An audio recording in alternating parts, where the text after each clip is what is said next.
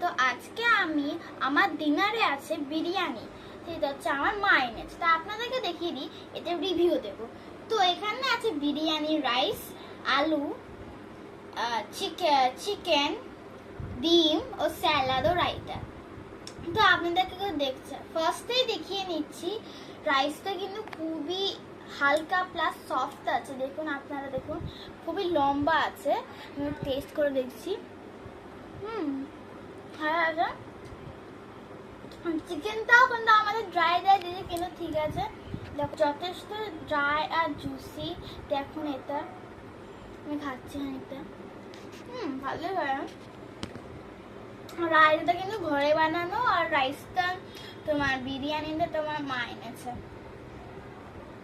তো তো আমি বলতে যেতে হচ্ছে, রাইসটাও খুবই সফট হালকা, আর তারপর আলুটা সাইজ দেখুন আপনারা, এরকম খুবই লাইট, এরকম দেখুন এরকম কত সফট। আমি খুব সফট সেদ্ধ করা ভালো করে। আর আপনারা কিন্তু আমি বলে দিচ্ছি, মা সেখান থেকে এনেছে, সেখানে কিন্তু স্যালাড দিয়ে দিয়েছে। আর কিন্তু আমরা কিন্তু স্যালাড খাইনি, এই জন্য ঘরের স্যালাডটাই খাচ্ছি। তো